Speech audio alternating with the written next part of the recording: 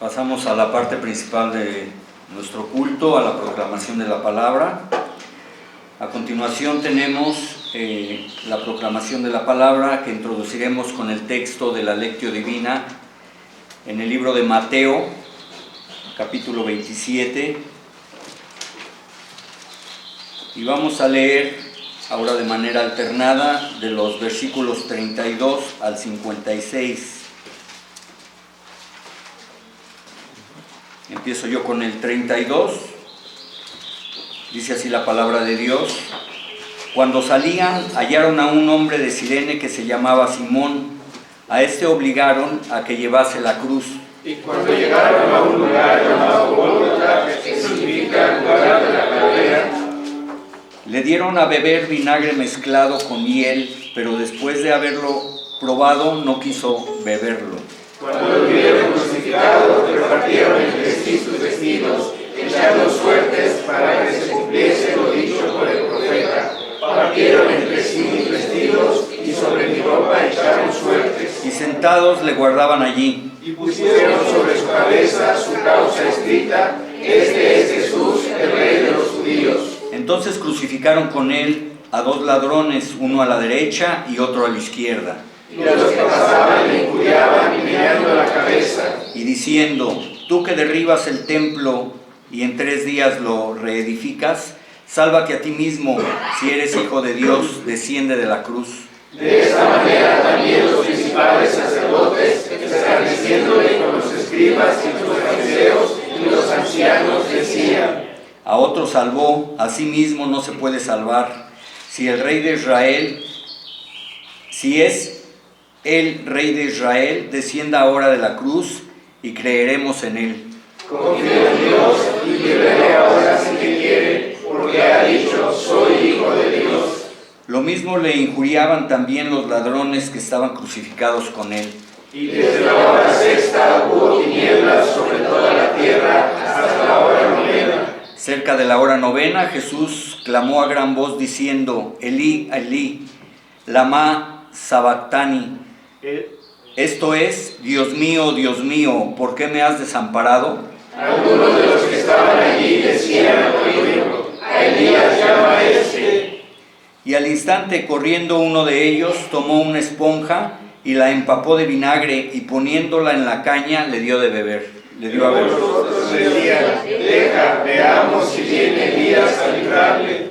Mas Jesús, habiendo otra vez clamado a gran voz, entregó el espíritu. Y he aquí el velo del templo se rasgó en dos, de arriba abajo, y la tierra tembló, y las rocas se partieron. Y se abrieron los sepulcros y muchos cuerpos de santos que habían dormido se levantaron. Y salieron de los sepulcros después de la resurrección de él, y vinieron a la santa ciudad, y aparecieron a muchos. El centurión y los que estaban con él guardando a Jesús, visto el terremoto y las cosas que habían sido hechas, temieron en gran manera y dijeron: verdaderamente este era Hijo de Dios.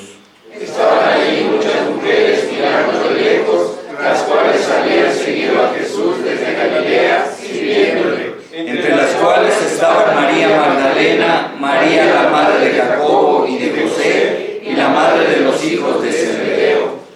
Amén. En respuesta a esta lectura, cantemos el himno 103 del Calvario en la cumbre.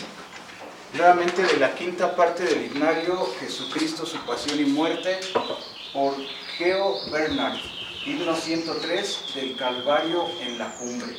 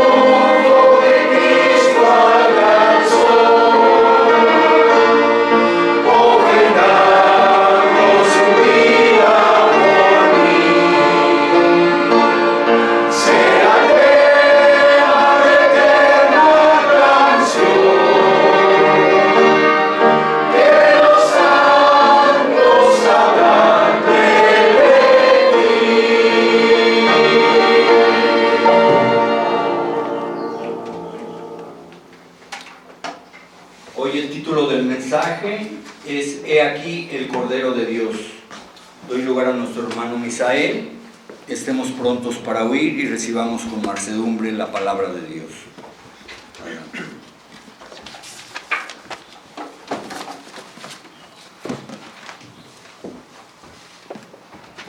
Les invito, hermanos, a que abramos nuevamente la Escritura. Ahora buscaremos en el Evangelio de Juan, escrito por el apóstol Juan, capítulo 1, para que leamos los versículos 29 al 37. 29 al 37 del capítulo 1 del Evangelio de Juan. Leemos alternadamente, dice la palabra. El siguiente día vino Juan a Jesús. El siguiente día vio Juan a Jesús que venía a él y dijo: He aquí el Cordero de Dios que quita el pecado del mundo. Este es aquel que yo dije: después de mí viene un varón, el cual es antes de mí, porque era primero que yo. Y yo no le conocía, mas para que fuese manifestado a Israel, para esto vine yo bautizando con agua. También dio Juan testimonio diciendo: vi al Espíritu que descendía del cielo como paloma y permaneció sobre él. Y yo no le conocía, pero el que me envió a bautizar con agua, aquel me dijo: sobre quien veas descender el Espíritu y que permanece sobre él, ese es el que bautiza con el Espíritu Santo. Y yo le vi y he dado testimonio de que este es el Hijo de Dios. El siguiente día, otra vez, estaba Juan y dos de sus discípulos. Y mirando a Jesús que andaba por ahí, Dijo: He aquí el Cordero de Dios. Le oyeron hablar los discípulos y le siguieron a Jesús. Amén. Bendito y soberano Señor, cuyas obras celebramos, cuyos dones recibimos, y el don más grande, Señor, que nos has dado es a tu Hijo unigénito. Por Él tenemos acceso a ti. Por Él, Señor, somos reconciliados. Por eso también hoy, Señor, te rogamos, tu palabra sea cual semilla que caiga en tierra fértil y dé sus frutos, Señor, para gloria tuya. Por Cristo nuestro Señor te lo pedimos. Amén. Amén. Tomemos nuestros lugares, hermanos.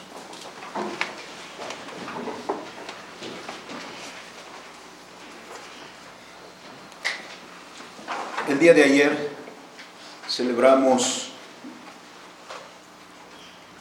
la Pascua con nuestro Señor Jesucristo.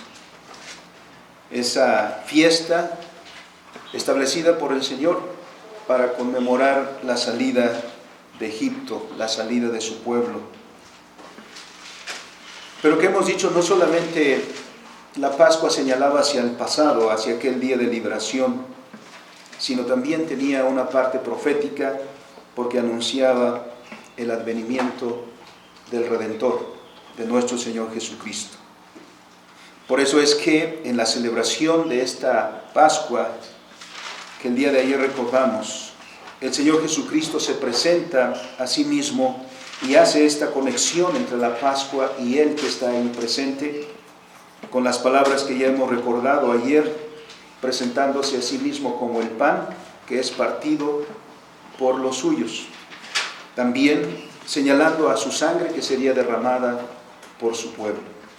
Él se presenta así, entonces, como el Cordero de la Pascua, como el verdadero Cordero Pascual, cuyo sacrificio, cuyo derramamiento de sangre es la paga por nuestros pecados. Porque el Señor Jesús, como recordamos el día de ayer, sufrió la muerte vicaria, es decir, tomó nuestro lugar por nosotros, llevando nuestra culpa, sufrió el castigo terrible que hoy recordamos. La muerte, como dice la ley, porque la paga del pecado es muerte. Es decir, nuestro Señor Jesucristo vino para tomar sobre sí nuestra representación. Quiere decir que aunque era sin pecado, tomó sobre sí nuestros pecados. Por eso la Escritura dice en 2 de Corintios capítulo 5 y versículo 21, aclarándonos esto: al que no conoció pecado, por nosotros lo hizo pecado, para que fuésemos hechos justicia de Dios en él. Como también la ley dice en otro lugar, Ezequiel capítulo 18 versículo 20, muy conocido: el alma que pecare, esa morirá. Y en Romanos capítulo 6 versículo 23, el apóstol Pablo escribe: la paga del pecado es muerte.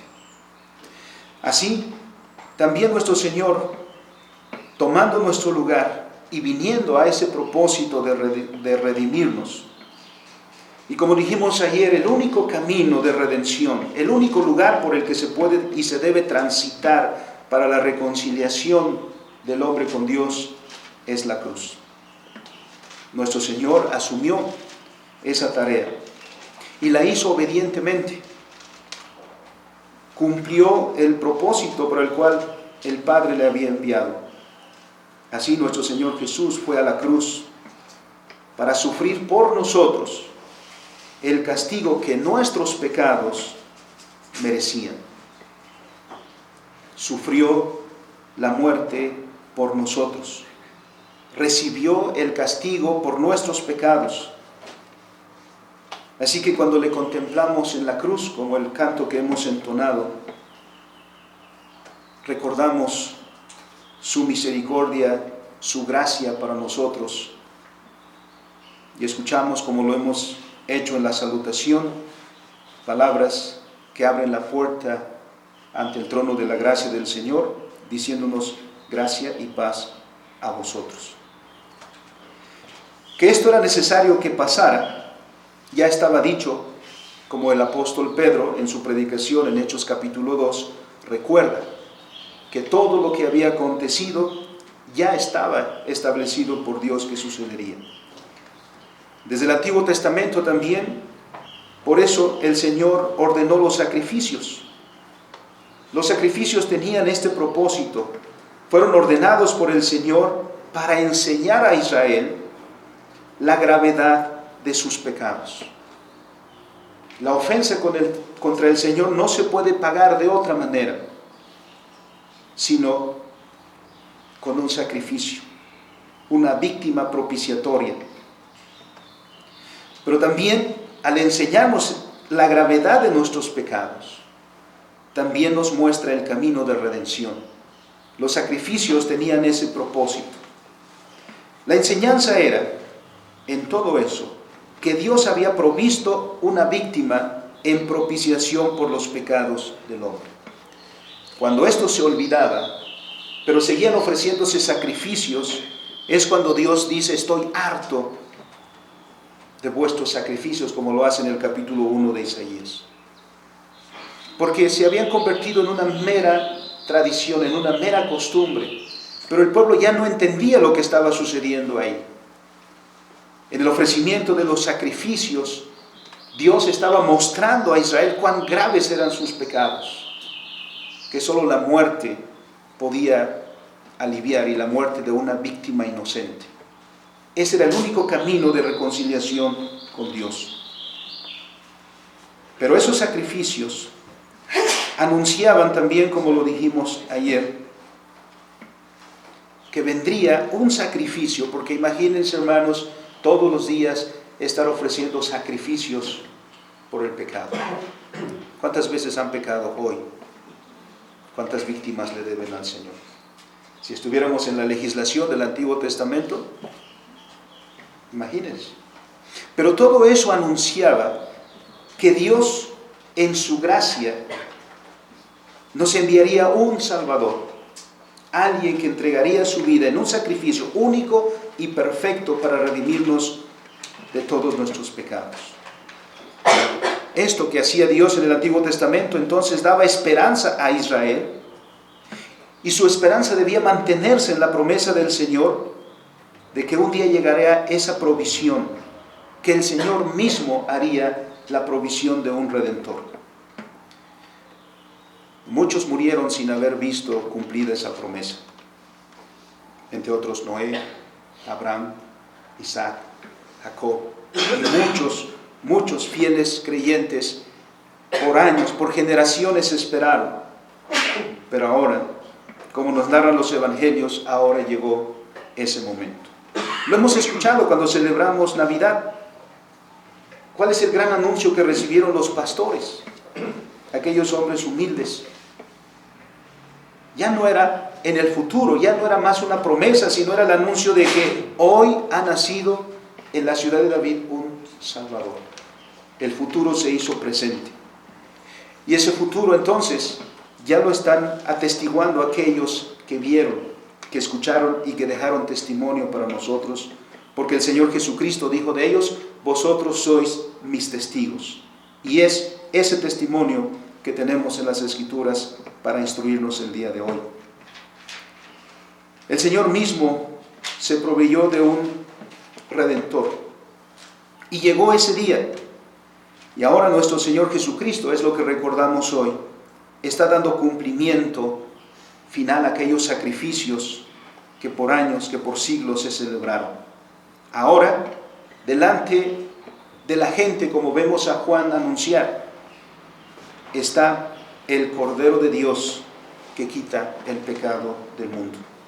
Ahí, delante de ellos está nuestro Señor Jesucristo, dispuesto para ofrecerse en sacrificio, dispuesto para derramar su sangre, dispuesto para redimir a los suyos. Por eso las Escrituras afianzan esta verdad. He aquí, dice Juan, el Cordero de Dios que quita los pecados del mundo. Que el Señor Jesús es ese Cordero que ayer recordamos precisamente de la Pascua, pero había otros sacrificios que también tenían este propósito. Que el Señor Jesús es ese Cordero de Dios, no hay duda, pues el anuncio es completamente claro. Dios envió a su mensajero para preparar el camino del Mesías, como dice Lucas capítulo 3. Y llegando el momento, presentarlo a su pueblo como lo hizo Juan. Este mensajero, como hemos leído en la Escritura, en Mateo, como lo leemos también en los otros evangelios, llegado el momento, presenta al Mesías, al Cordero de Dios. Escuchamos a Juan el Bautista, que comenzó su ministerio llamando al pueblo de Dios a volverse a Dios. Por eso Juan es también llamado el Elías. Así termina el segundo libro a los Crónicas. El que habría de venir. El contexto espiritual del primer siglo también era terrible. Por eso Dios envió a Juan para hacer volver al pueblo hacia Dios. Juan era un predicador del reino de Dios, un anunciador también de juicio, alguien que llamó a volverse a Dios. Pregonó, como dice la Escritura, el evangelio del reino de Dios. Un día, cuando Juan cumplía con su ministerio en las riberas del río Jordán, vino el Señor Jesús, como leemos en el evangelio.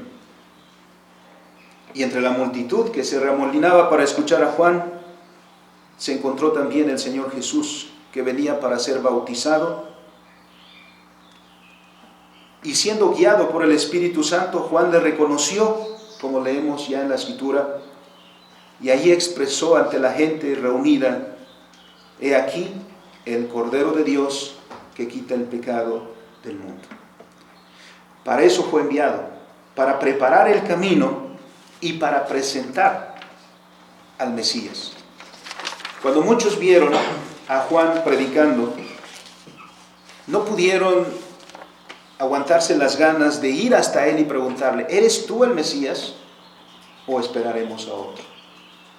Juan claramente dijo, yo no lo soy, pero vendrá, he sido enviado para anunciarle. De esta manera vemos que Dios se proveyó y nos proveyó a nosotros de un cordero apto para el sacrificio de expiación por nuestros pecados. Eso nos hace recordar las palabras de Abraham cuando iba camino de sacrificar a su hijo Isaac como Dios se lo pidió. Su hijo le preguntó, papá, llevamos fuego, llevamos leños, pero ¿dónde está la víctima? ¿Cuánto debió doler eso para Abraham? Pero Abraham le respondió, el Señor se proveerá de cordero para el holocausto. Y eso es lo que hizo el Señor para nosotros. Se proveyó de un cordero para el sacrificio, para redimirnos a ti y a mí, para pagar por la culpa tuya y mía, para morir por tus pecados y mis pecados, para volvernos a ti y a mí, a Dios, a nuestro Creador, a nuestro Señor, para que le amemos y entreguemos nuestra vida a su servicio.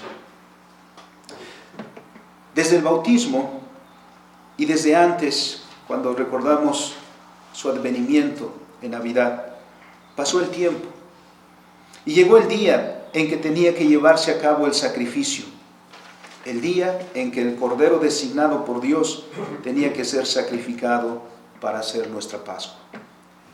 Y aquí es donde nos encontramos, celebrando desde el día de ayer, precisamente la Pascua, y ahora lo que vemos, la escena de la cruz.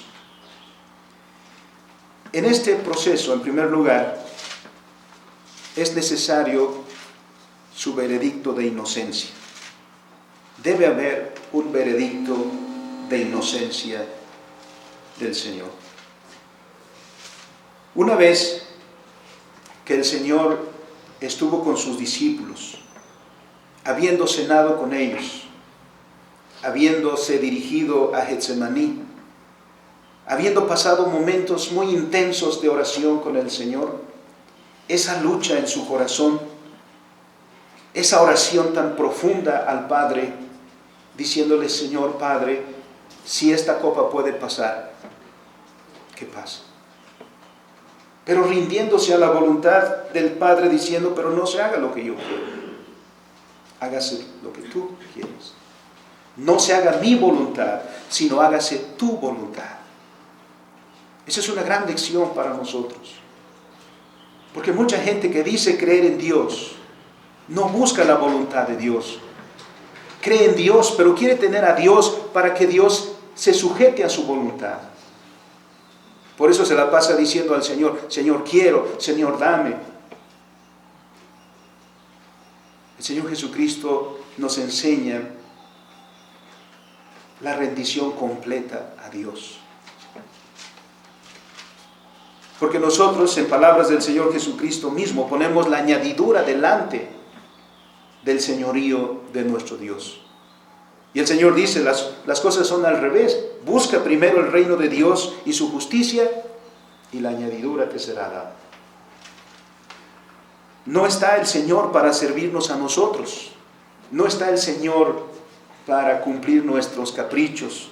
No está el Señor como una caja fuerte de la cual poder extraer todo lo que queremos. Somos nosotros los que hemos sido creados para servirle y hemos sido llamados para servirle con todo nuestro corazón.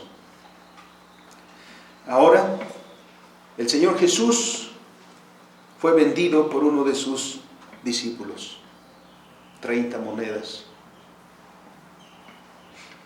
El Señor Jesucristo fue llevado a donde el Sanedrín se reunió de emergencia, una convocatoria de emergencia. Se reunieron en la casa del sumo sacerdote. Ahí, una vez reunido el Sanedrín, examinó, entre comillas, examinó al Señor Jesús en un juicio a todas luces injusto. ¿Por qué? Porque no tuvieron nada contra el Señor. Para armar un caso, para armar el caso contra el Señor que hicieron, contrataron, porque eso es lo que nos dice la Escritura, pagaron a testigos falsos. A testigos que también por unas monedas se atrevieron a decir sí, fue así y así y así, diciendo todo con mentiras. Armaron su caso. Encontraron, según ellos, al Señor culpable. Y de allí tomaron al Señor y lo llevaron delante de Pilato. Porque aunque ellos tenían ganas desde hacía mucho tiempo de quitar del camino al Señor, de matarle, no lo habían podido hacer. Y ahora tampoco tenían la posibilidad de ejecutar la sentencia que según ellos debía sufrir nuestro Señor, que es la muerte. Juan capítulo 18, versículos 31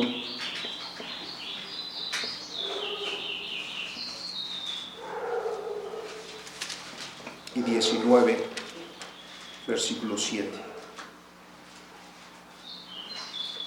Dijeron los judíos: nosotros tenemos una ley, y según nuestra ley debe morir, porque se hizo a sí mismo Hijo de Dios. Al presentar al Señor Jesús delante de Pilato, lo acusaron de sedición.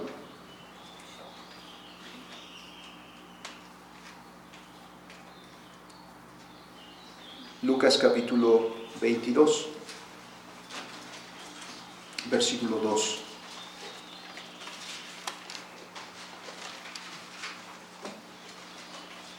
Bueno, quería obviar los pasajes bíblicos, pero el día es joven y entonces tenemos mucho tiempo. Lucas capítulo 22, versículo 2.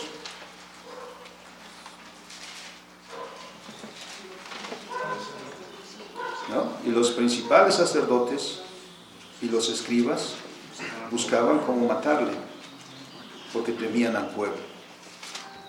Ya desde antes se habían dado cuenta de ello. Así que al presentarlo delante de Pilato, le acusaron falsamente. Le dijeron a Pilato: a este hemos hallado que pervierte a la nación y que prohíbe dar tributo al César, diciendo que él mismo es el Cristo, un rey. Ahora bien, que era necesario que el Señor compareciera ante una autoridad competente como lo era Pilato, es correcto. Pilato tenía que tener un papel importante en todo esto. ¿Por qué? Pilato es una autoridad.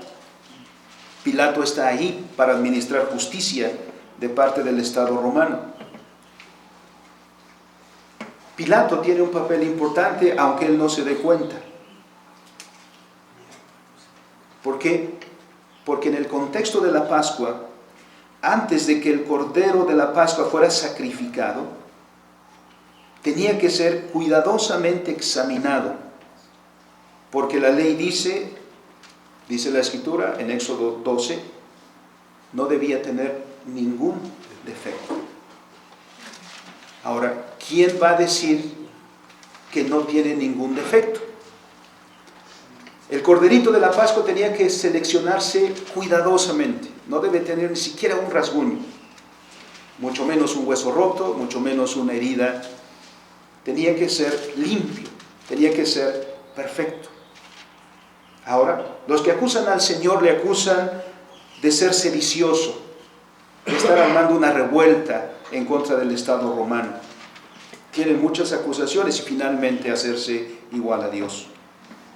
Le traen delante de Pilato. Pilato, siendo la autoridad entonces, le corresponde decir si él es culpable o es inocente. Estos son los planes de Dios. Pilato procede a interrogar al Señor.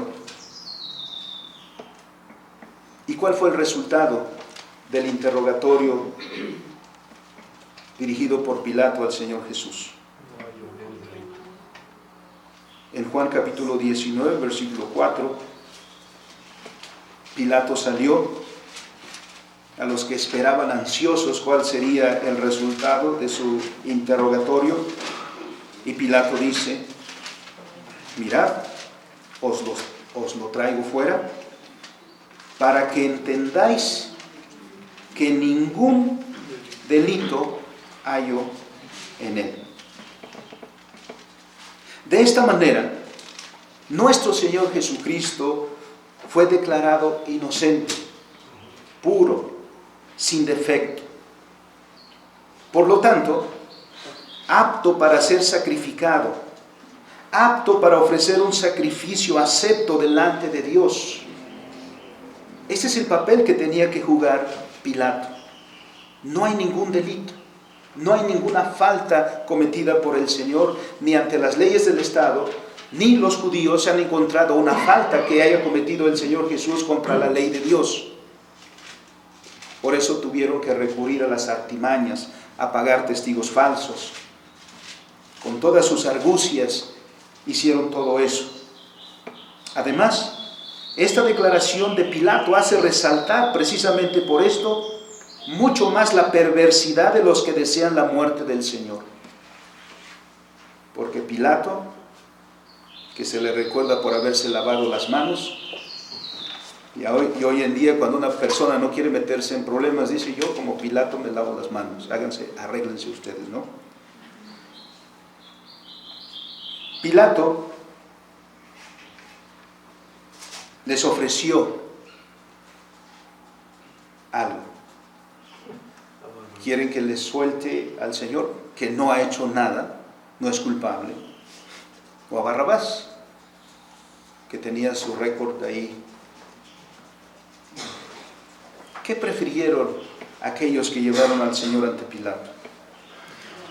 Miren la perversidad de sus corazones.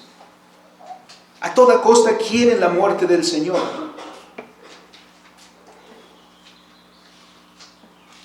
Eso que hace Pilato, diciendo que es inocente, manifiesta aún más la perversidad de su corazón, de aquellos que acusan injustamente al Señor. Su corazón entenebrecido y enemistado contra Dios.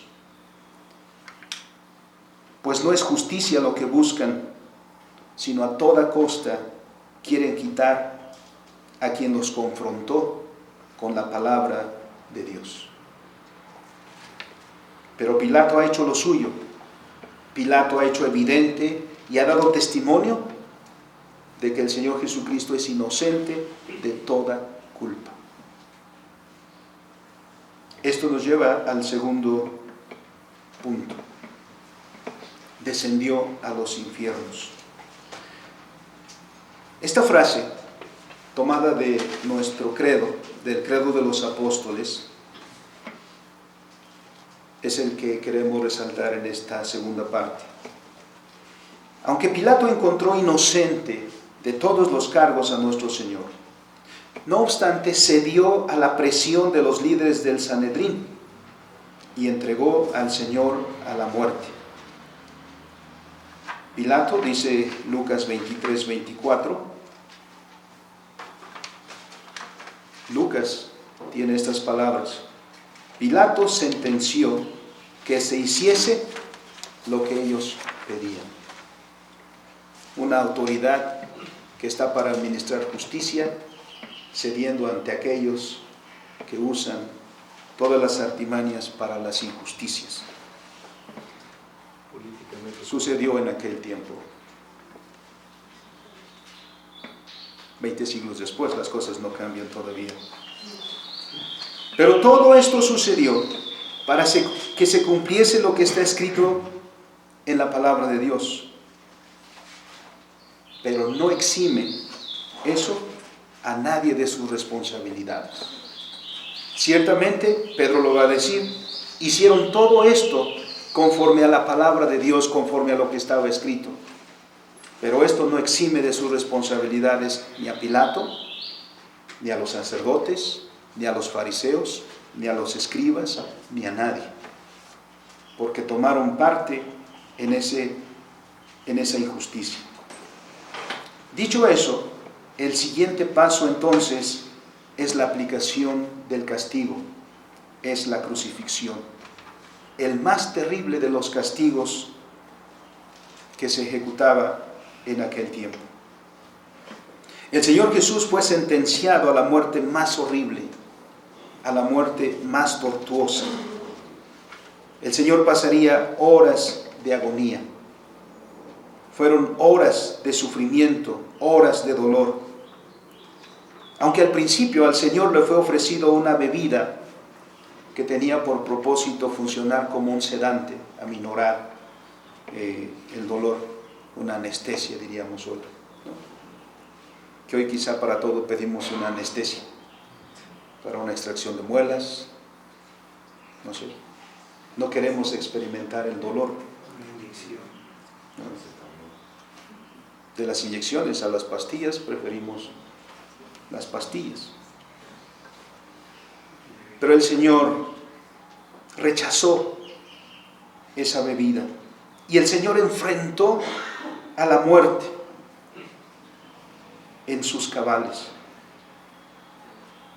Enfrentó de esta manera la ira de Dios.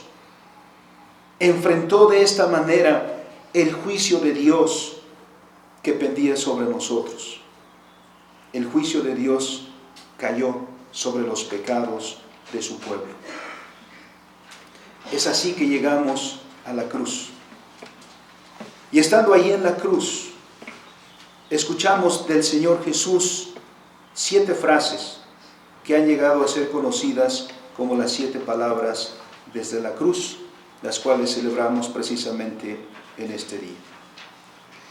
Hagamos una revisión rápida. En nuestro boletín están, hermanos, enumeradas cada una de estas palabras. La primera palabra, leámoslo todos juntos. Dijo nuestro Señor, perdónalos porque no saben lo que hacen. ¿A quién fueron dirigidas estas palabras? Dios, estando en la cruz. ¿En quién piensa uno, hermanos, cuando está en profundo sufrimiento, en profundo dolor? Seres queridos.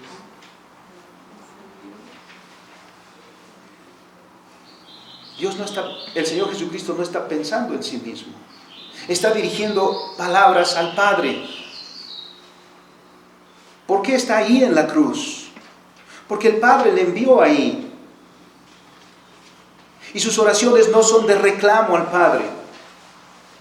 Sus palabras son al Padre y son de intercesión por aquellos que están ahí, por quienes es crucificado. Intercede aún en la cruz.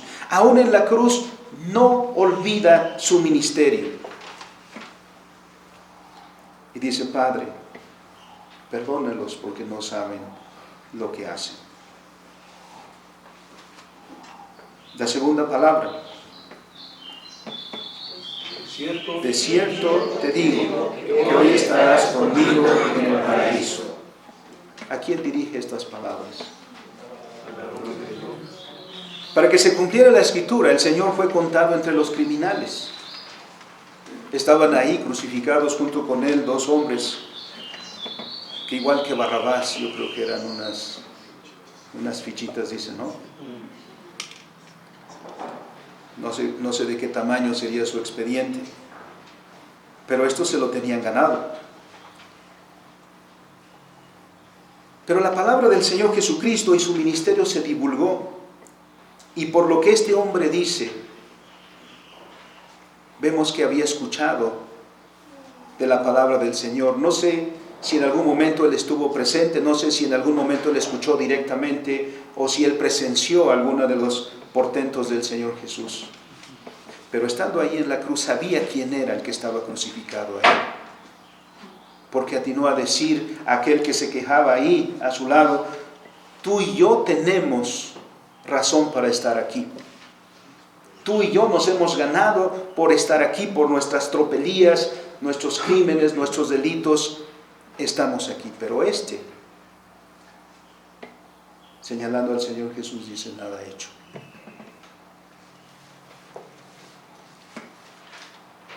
Pero no solamente dijo eso, sino también, dirigiéndose al mismo Señor Jesucristo, expresó estas palabras: cuando vengas en tu reino,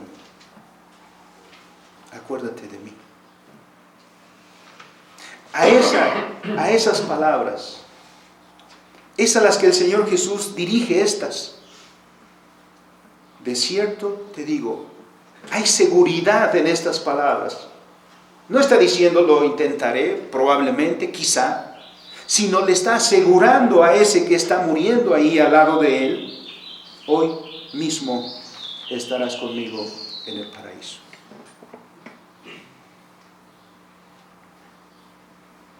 La tercera palabra, dijo el Señor Jesús: mujer, he ahí a tu hijo, he ahí tu madre. Como leímos en los evangelios, los discípulos y las mujeres que estaban con el Señor también presenciaron la crucifixión. Mirando ahí a María y mirando al discípulo amado que es Juan, mirando a María le dice: mujer. Siempre se dirigió a ella con estos términos. No le dijo madre, le dijo: mujer, he ahí tu hijo. Y le dice a Juan: he ahí tu madre. El Señor Jesús fue el hijo primogénito. Y el Señor Jesús, aún en estos momentos, asegura un lugar de cuidado para su madre, para María, a quien Dios tomó como instrumento para darnos un Salvador. Eso nos recuerda el quinto mandamiento: honra a tu padre y a tu madre, para que tus días se alarguen en la tierra que Jehová tu Dios te da. José seguramente había muerto ya. Los demás hijos seguramente están por ahí, algunos van a seguir a nuestro Salvador después, pero corresponde a él, siendo el primogénito, asegurar el cuidado de María, y así lo hace. Una gran lección también para el día de hoy, para nosotros, recordándonos que como hijos hemos sido bendecidos con padres, y padres que hemos sido bendecidos con hijos, y lo importante que es el vínculo familiar. La cuarta palabra, clama nuestro Señor Jesucristo: Eloí, Eloí, lama sabactani. Palabras dichas en arameo, pero que traducidas al español dicen: Dios mío, ¿por qué me has desamparado? Ahora nosotros las decimos y las repetimos tan tranquilamente, pero dichas por alguien que está en la cruz, clavado en la cruz. ¿Cómo se escucharían estas palabras? Palabras que todos los que estaban ahí escucharon. No las murmuró. De hecho, ninguna de estas palabras murmuró el Señor, sino todas son dichas de tal manera que los que están ahí presentes escuchan lo que está diciendo.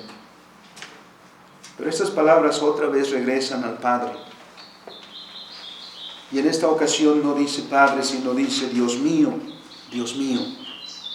¿por qué me has desamparado? Estas palabras son para expresar el sufrimiento, el grado de sufrimiento, el grado de abandono en el que el Señor, a causa de nuestros pecados, está en la cruz. Regresaremos a ellas más tarde. Quinta palabra, dice el Señor: tengo sed.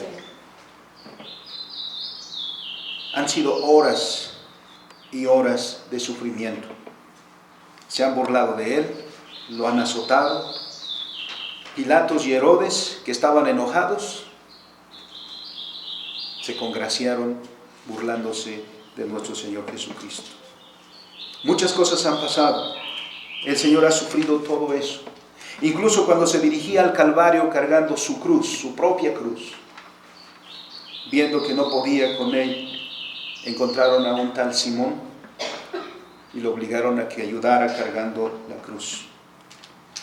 Muchas han sido las horas que el Señor ha estado padeciendo, y todo eso en cumplimiento de su ministerio. Ahora, con estas palabras expresa lo agotado que está, lo cansado que está, lo pesado que ha sido todo este camino, todo este trayecto, dejándonos ver cuánto sufrimiento nuestro Señor ha experimentado. La sexta palabra, consumado es. Palabras de victoria. Palabras que significan: he llegado a la meta, he cumplido el objetivo. Se ha cumplido todo. Son palabras de victoria. Se ha alcanzado el objetivo para el cual fue enviado. Y esas palabras son el sello de nuestra salvación, porque ahí se consumó toda la obra de nuestro Señor Jesucristo. Y cuando llegamos a eso, a estas palabras de que todo ha sido cumplido, de que todo ha sido terminado, entonces la salvación está garantizada. Habiendo hecho eso, el Señor expresa sus últimas palabras: Padre, en tus manos encomiendo mi espíritu. Habiendo hecho todo, habiendo sufrido todo eso, encomienda las últimas palabras al Padre, llamándole nuevamente Padre. Palabras de amor, de afecto, y entregándose completamente a Él, diciéndole: en tus manos encomiendo mi espíritu. En estas palabras se expresa la misericordia del Señor por los que le crucifican. Se expresan sus palabras de amor por los suyos, de amor y de cuidado por María, a quien Dios usó como instrumento para la encarnación. Palabras de salvación para quien está crucificado a su lado. Y finalmente palabras de victoria. En el centro, sus palabras nos dejan ver la dimensión de su sufrimiento. En la cuarta palabra, Eloí, Eloí, lama sabactani. Estas palabras expresan la intensidad de su dolor. Esas palabras expresan la intensidad del sufrimiento experimentado por nuestro Redentor. Nos dejan ver el sacrificio, la entrega del Redentor a favor de nosotros. Cuánto nos ha amado, que ha dado su vida. El Padre mismo le ha abandonado. Así dicen las palabras: ¿por qué me has desamparado? No hay cosa más terrible que sufrir el abandono de Dios. Fuimos creados para vivir en comunión con Él, y nuestra vida está en Él. El Señor ha experimentado ese abandono, no como Dios, sino como nuestro Redentor, como nuestro vicario, como el que está ahí en nuestro nombre, en nuestro lugar. Porque ¿quiénes son los que merecen el completo abandono? Nosotros. Y ese completo abandono finalmente será el infierno. El Padre mismo le ha abandonado porque ha cargado sobre él todos los pecados de nosotros. Y delante de Dios el pecado no puede estar. En ese momento, en ese punto, nuestro Redentor carga tus pecados y los míos. Tus delitos y los míos están ahí, en sus hombros, pesan sobre sus hombros. Lo que está viendo el Padre en la cruz es a quien lleva todas nuestras faltas, todos nuestros delitos, todos nuestros pecados. ¿Por qué fue expulsado Adán y Eva del Edén? Por esto. Porque habiendo pecado, porque habiendo desobedecido, porque habiéndose rebelado contra su Creador, no pueden estar más ahí, no pueden disfrutar más de los dones con los que Dios les rodeó. Y aún así, miren cómo Dios muestra su misericordia con la humanidad. que dicen las Escrituras, ¿quién hace salir el sol sobre justos e injustos? ¿Quién le da el pan a justos e injustos? Dios aún muestra su misericordia, y aún así la humanidad sigue rebelándose contra Dios. Bueno, pues allí está el Señor Jesucristo cargando todos nuestros pecados, yendo ahí delante de Dios en nuestro nombre, y el Padre le abandona.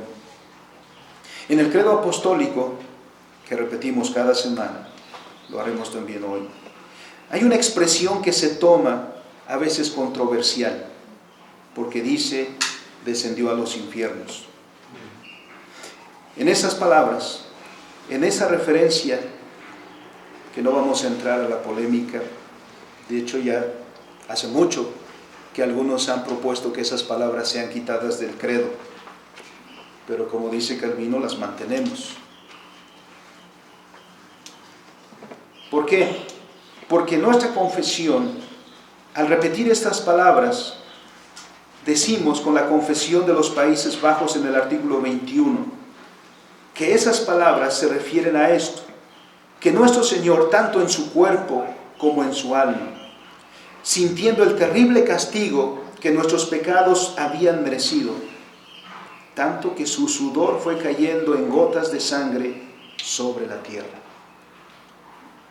Cuando decimos descendió a los infiernos, queremos dimensionar el sufrimiento, el castigo,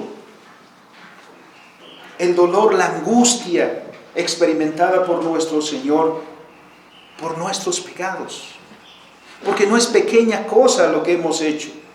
Porque no es pequeña cosa lo que hemos hecho contra nuestro Dios. Y este es el sufrimiento.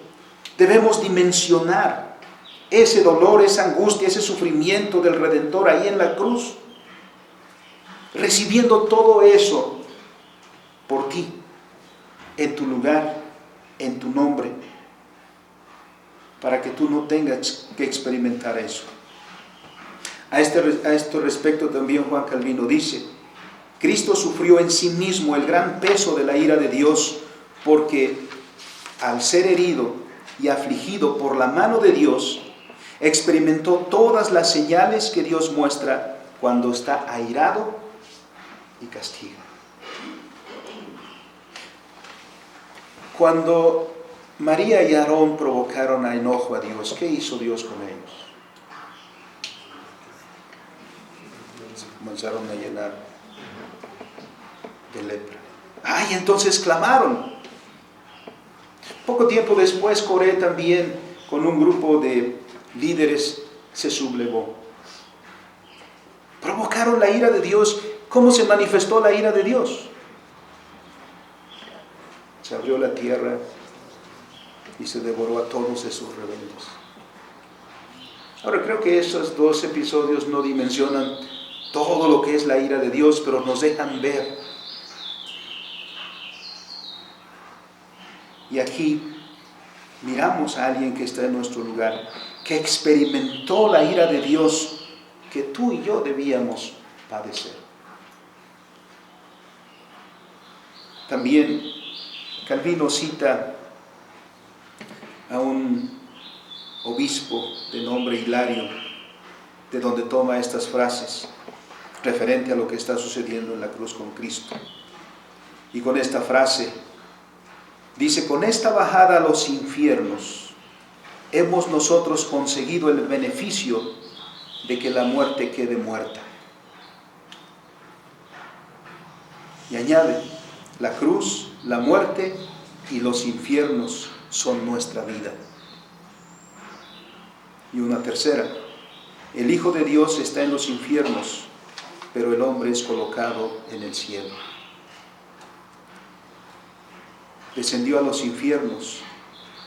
Mantenemos esa frase en el credo de los apóstoles para recordarnos el sufrimiento, el dolor y la angustia que sufrió nuestro Señor Jesucristo, y eso para aliviarnos a nosotros, a eso para que tú y yo no tengamos que pasar y sufrir la ira de Dios. ¿O quieres sufrir la ira de Dios?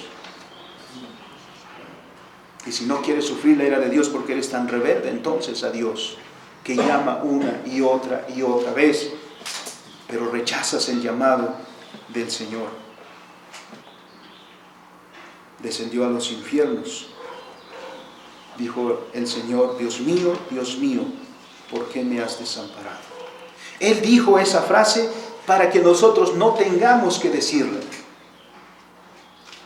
Porque en lugar de decir nosotros: Dios mío, ¿por qué me has desamparado?, nosotros podemos decir: Padre mío que estás en los cielos. Dios está con nosotros, porque Cristo hizo su obra.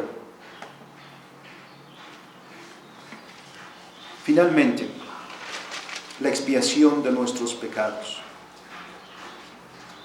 El propósito del sacrificio, y dijimos ayer, la parte central de la cena de la Pascua era el Cordero, y la parte central era el derramamiento de la sangre. Así como la sangre del Cordero de la Pascua, con un hisopo era tomado y se ponía sobre el dintel y los postes de la puerta de la casa donde se comía esa cena. Y con ello, entonces se libraba el juicio de Dios. Así nosotros, por la sangre del Cordero de Dios, hemos recibido el perdón de nuestros pecados. Veamos Hebreos capítulo 9, mirando algunos de los versículos de este pasaje. Hebreos capítulo 9, versículos 9 al 14, que precisamente nos hablan de esta parte. Expiación significa cubrir. Y la expiación de nuestros pecados es que nuestros pecados han sido cubiertos. Dice en este pasaje del 9 al 14, pero que la lectura evidentemente es necesaria y edificante, y les recomiendo que ustedes lo hagan en casa.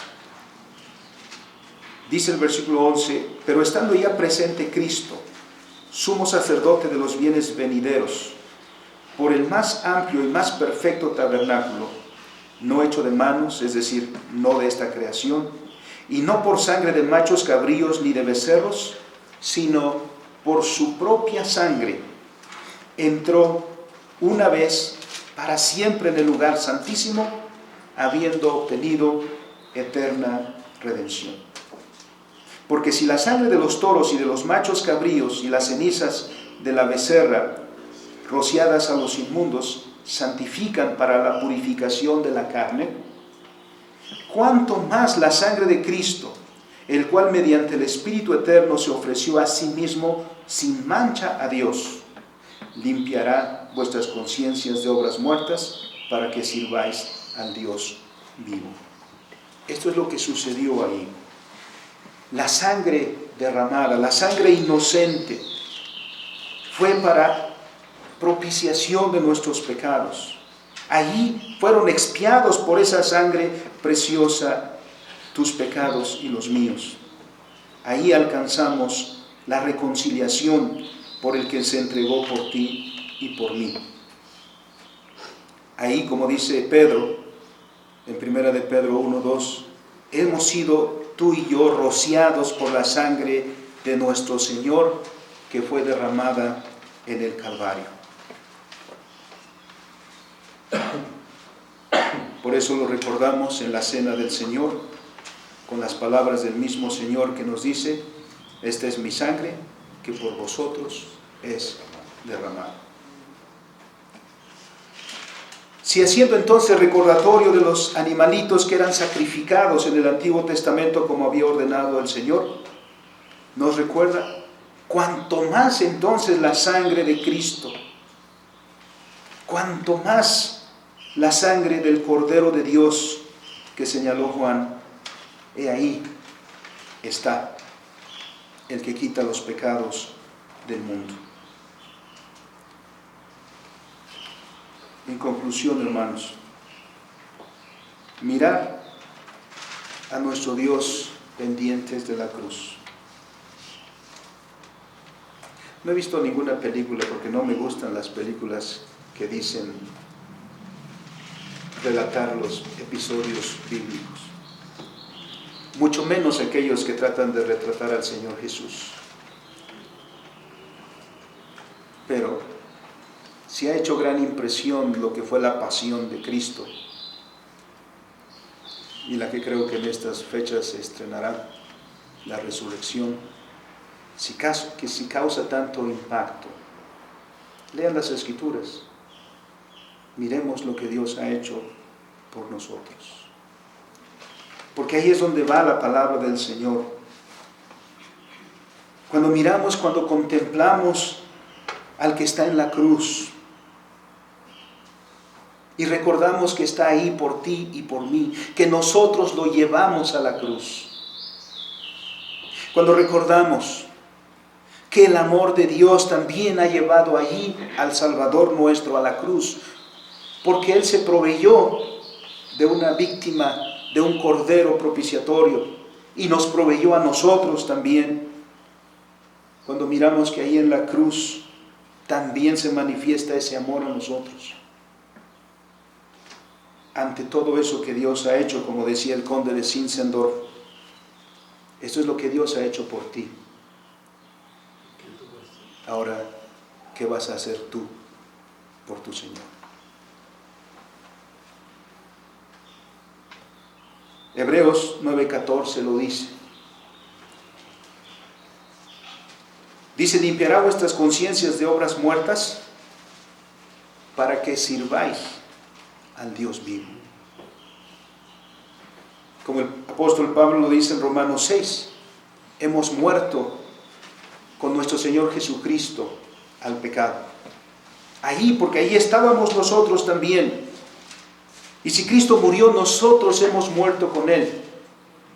Pero también, así como Cristo resucitó, también nosotros hemos resucitado con Él. Y hoy, como vivos entre los muertos, somos llamados a servir a Dios con todo nuestro corazón, con toda nuestra vida.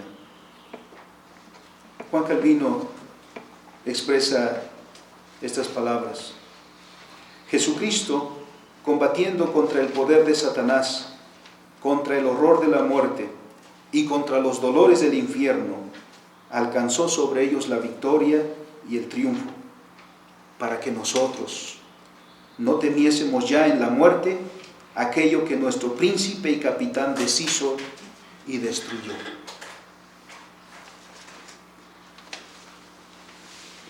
El Señor Jesús dijo al final: Padre, en tus manos encomiendo mi espíritu. Y murió. Si el Señor no viene antes y nuestros días terminan en esta tierra, después de servir al Señor como Él espera,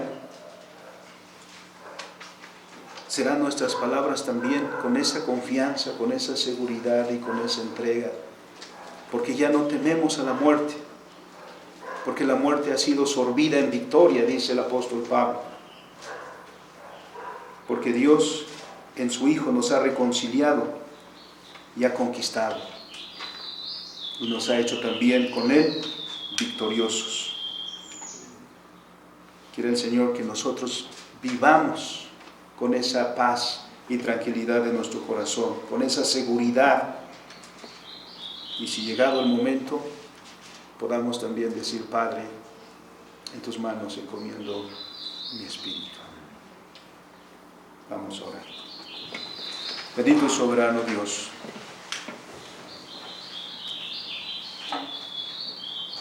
faltan las palabras, Padre, para expresar nuestro sentir respecto de tu obra.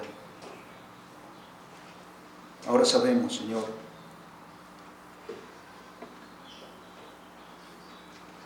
lo perdidos que estuvimos. Ahora sabemos cuál era nuestro destino sin ti.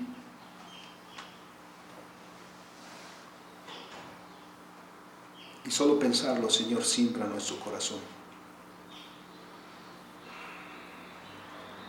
Pero tú nos has alegrado por las obras maravillosas que has hecho, Señor, enviando a tu Hijo unigénito para tomar nuestro lugar y en nuestro lugar sufrir, en nuestro lugar morir y levantarse victorioso.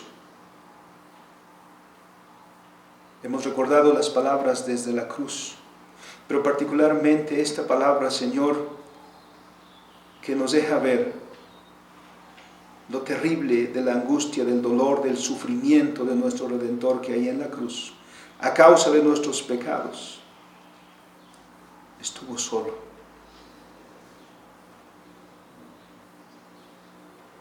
Ahí, en esas palabras, dimensionamos, Señor, el castigo que nosotros merecíamos. Pero también ahí mismo, en esas palabras, tenemos la más grande muestra de tu amor, Señor, que nos diste un Salvador, que por nosotros sufrió. Para que nosotros, Señor, no tengamos que sufrir eso, sino para que nosotros, Señor, entreguemos nuestra vida en servicio, en adoración, todos los días.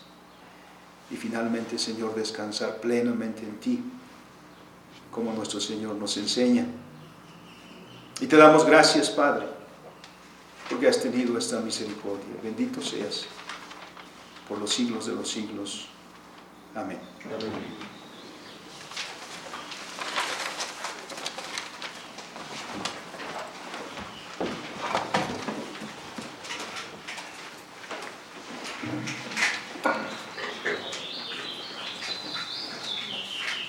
Nos ponemos en pie, hermanos, en respuesta a la palabra predicada. Cantemos el himno 108, junto a la cruz do murió el Salvador.